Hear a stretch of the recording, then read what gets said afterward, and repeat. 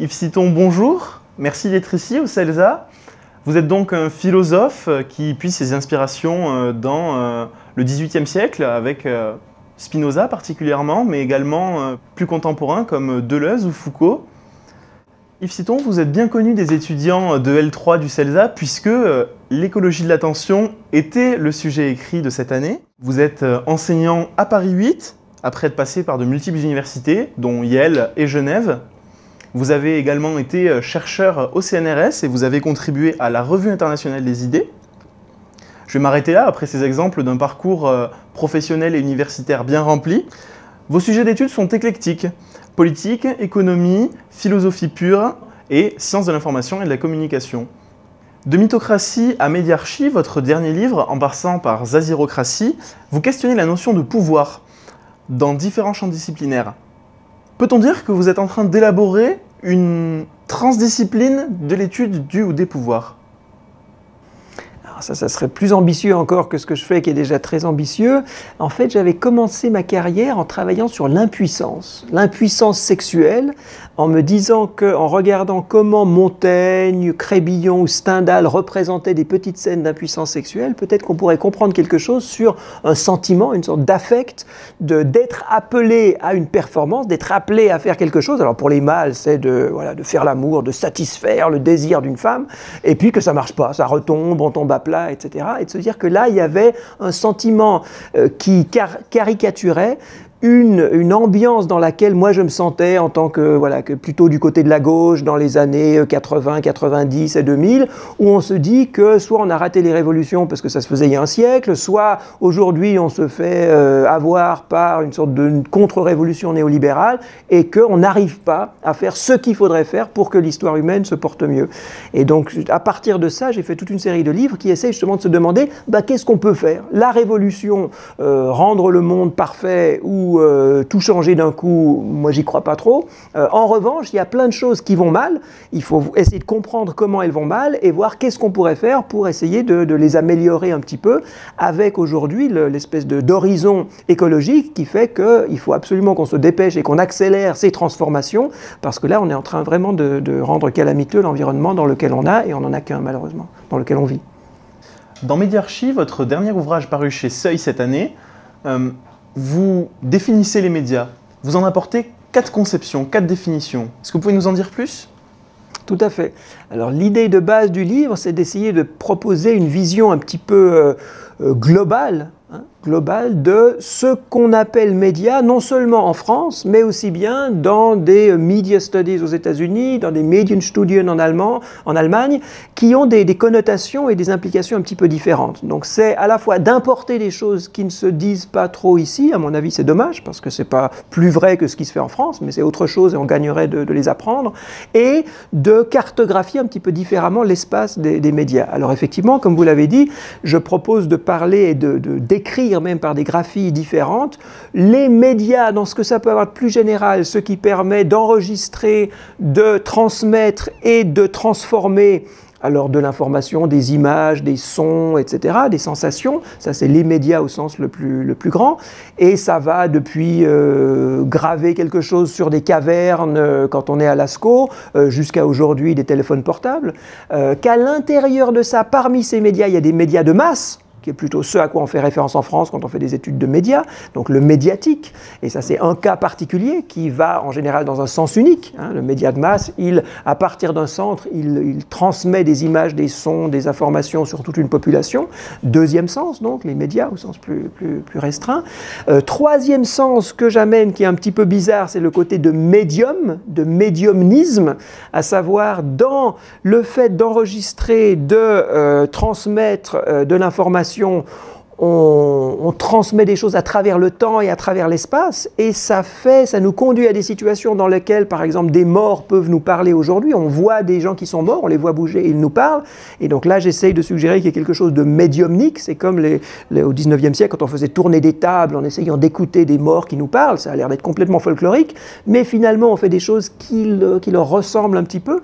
Et donc ce côté médiumnique, c'est aussi essayer de rendre compte du fait que lorsqu'on a les yeux fixés sur un écran, on regarde des fantômes, parce qu'ils ne sont pas vraiment là, et on devient un petit peu fantôme soi-même. C'est pour ça qu'il y a tout un chapitre dans le livre sur la zombification, et plutôt que de penser que c'est horrible, que les médias nous distraient et qu'on n'est plus vraiment là, non, c'est très bien qu'on puisse avoir accès à ce qui se fait ailleurs, c'est très bien qu'on puisse lire ou voir des choses qui viennent du passé et où les gens ont l'air vivants alors qu'en fait ils sont morts, c'est très bien, mais ça produit des effets qui sont ambivalents, et parmi ces effets, il y a une sorte d'atténuation de la présence qui fait qu'aujourd'hui, on n'est presque plus jamais complètement présent quelque part. Ça veut dire qu'on est présent en plein d'endroits, mais moins intensément peut-être à un endroit la plupart du temps.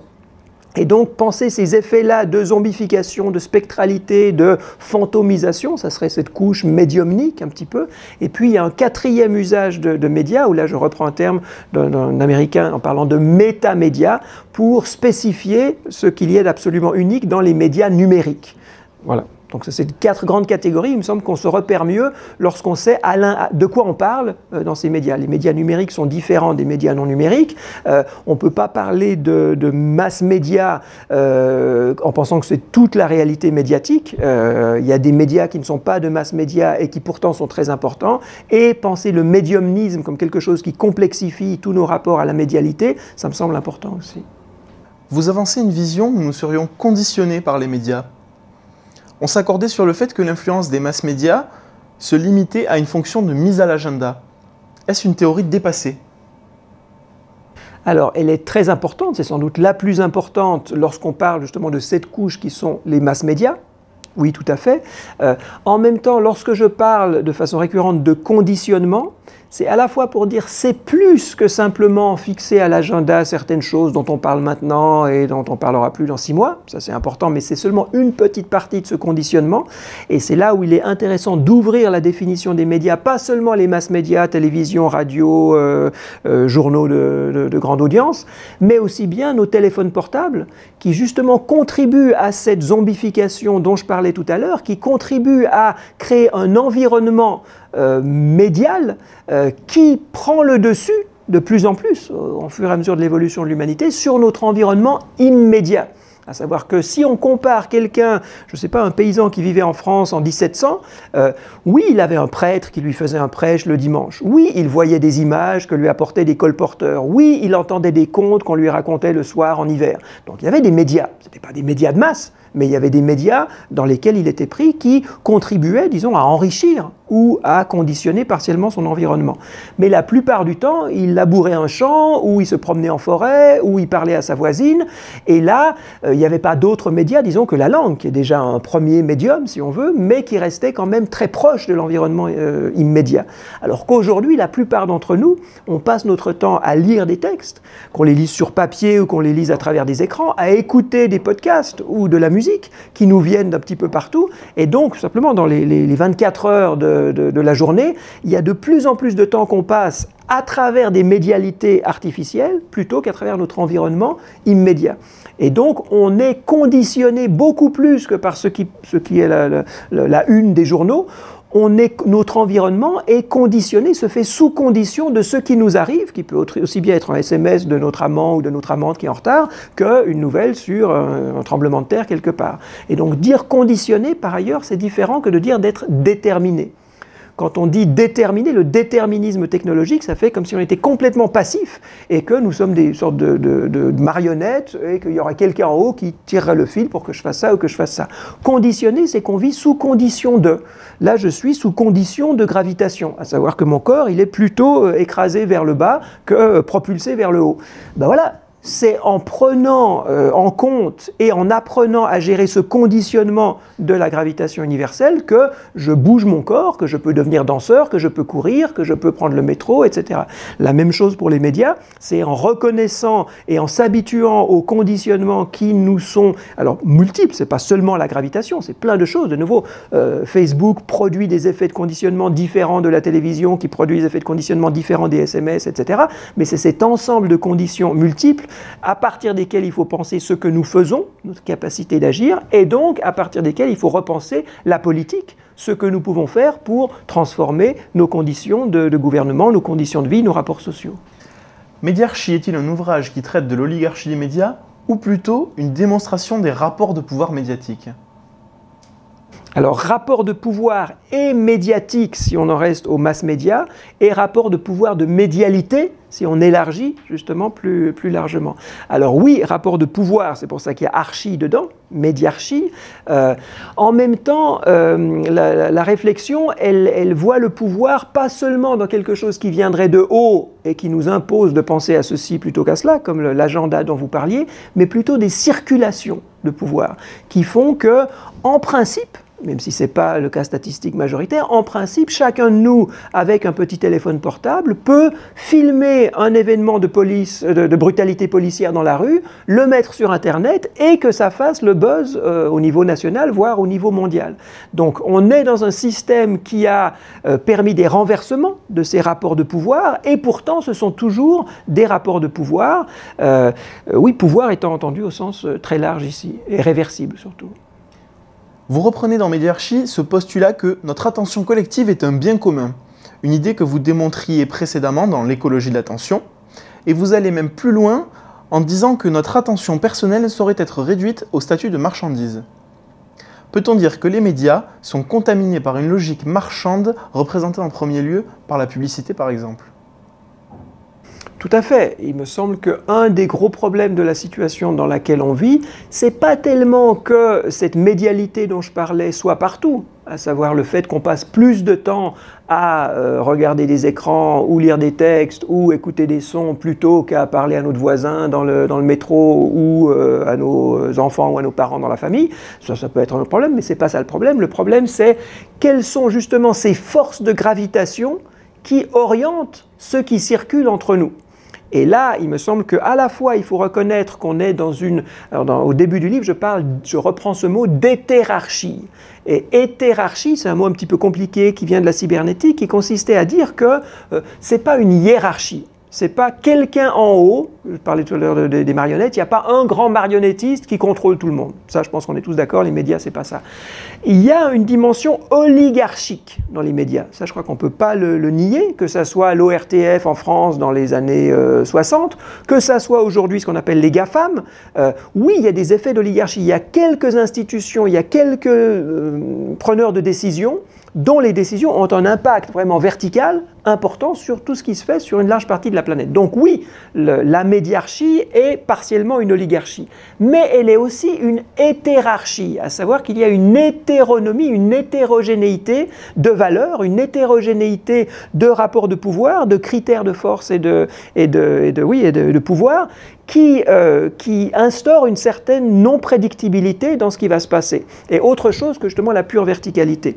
Alors, cela dit, le grand problème qui me semble que nous connaissons aujourd'hui, malgré le fait que justement, grâce au numérique, grâce à la capacité que nous avons chacun de nous de prendre des images, d'écrire des textes et de les diffuser potentiellement sur toute la planète, ce que je mets sur Internet, moi, comme individu, ce que je filme, ce que je peux faire comme son, de fait, des gens en Chine et des gens en Amérique latine et des gens en Afrique peuvent y avoir accès. Donc ça, c'est absolument nouveau dans l'histoire. Hein. On n'a jamais vécu quoi que ce soit qui ressemble à ça. Donc ça, c'est une nouveauté merveilleuse qui pourrait garantir une hétérogénéité, justement une diversité culturelle merveilleuse, une diversité des formats, une diversité des contenus, des points de vue et tout ceci.